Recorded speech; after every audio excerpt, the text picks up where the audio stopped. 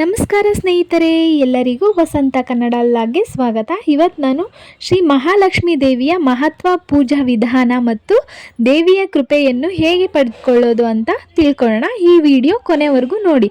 ಮಹಾಲಕ್ಷ್ಮೀ ದೇವಿಯು ಕೇವಲ ಧನವನ್ನು ಕೊಡುವ ದೇವಿಯಲ್ಲ. ಅವಳು ಸೌಭಾಗ್ಯ, ಆರೋಗ್ಯ, ಸಂತೋಷ, ಶಾಂತಿ, ಸಮೃದ್ಧಿ ಮತ್ತು ಶುಭದ ಅಧಿದೇವತೆ ಅಂತ ಕರೀತಾರೆ.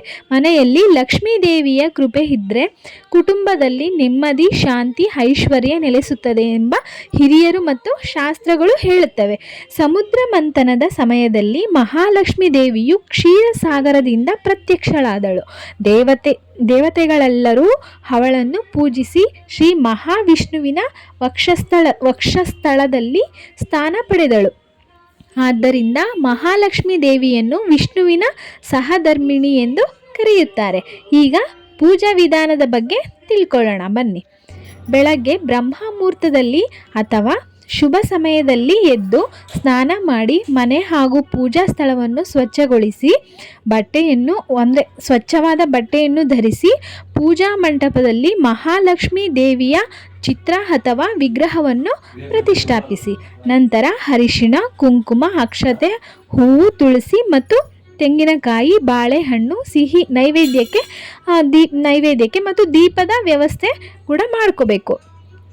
ನಂತರ ಮೊದಲು ವಿಘ್ನ ವಿನಾಯಕನ ಶ್ರೀ ಗಣೇಶನನ್ನು ಸ್ಮರಿಸಿ ನಂತರ ತುಪ್ಪದ ಅಥವಾ ಎಣ್ಣೆಯಲ್ಲಿ ದೀಪವನ್ನು ಹಚ್ಚಿ ದೀಪದ ಬೆಳಕು ಮನೆಯಲ್ಲಿ ಜ್ಞಾನ, ಶುಭ ಮತ್ತು ಐಶ್ವರ್ಯವನ್ನು ತರಲಿ ಎಂದು ಪ್ರಾರ್ಥಿಸಿ.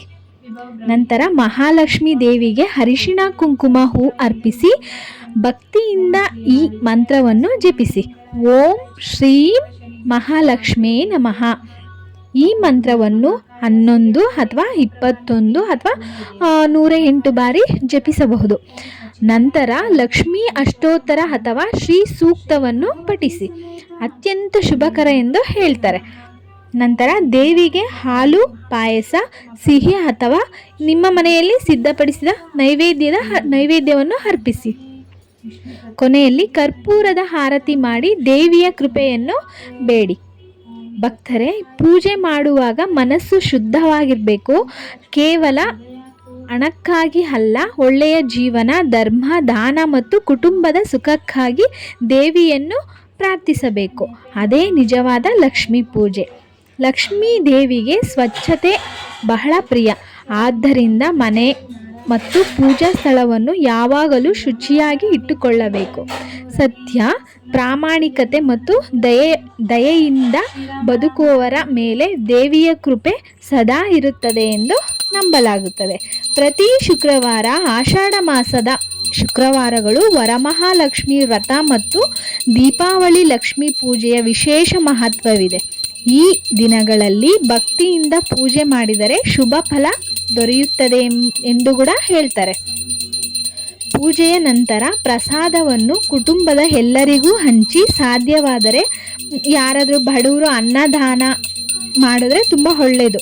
ಸಹಾಯ ಮಾಡಿದ್ರೆ ತುಂಬ ಒಳ್ಳೆಯದು. ದಾನ, ಸೇವೆ ಮತ್ತು ಕರುಣೆ ಹಾಗೂ ಲಕ್ಷ್ಮೀ ದೇವಿಯನ್ನು ಸಂತೋಷಪಡಿಸಿದರೆ ಅದು ಲಕ್ಷ್ಮೀ ದೇವಿಯ ಸಂತೋಷಪಡಿಸುವ ಮಾರ್ಗ ಅಂತ ಹೇಳ್ತಾರೆ.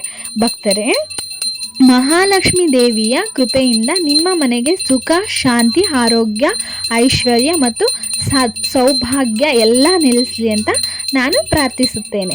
ಈ ವಿಡಿಯೋ ನಿಮಗೆ ಇಷ್ಟವಾದರೆ ಒಂದು ಲೈಕ್ ಮಾಡಿ ನಿಮ್ಮ ಕುಟುಂಬ ಮತ್ತು ಸ್ನೇಹಿತರೊಂದಿಗೆ ಹಂಚಿಕೊಳ್ಳಿ. ಇಂತಹ ಇನ್ನಷ್ಟು ಭಕ್ತಿ ವಿಡಿಯೋಗಳಿಗಾಗಿ ನಮ್ಮ ಚಾನಲನ್ನು ಸಬ್ಸ್ಕ್ರೈಬ್ ಮಾಡಿ ಮತ್ತು ಬೆಲ್ ಐಕಾನ್ ಮತ್ತು ಕ್ಲಿಕ್ ಮಾಡಿ. ನಮಸ್ಕಾರ.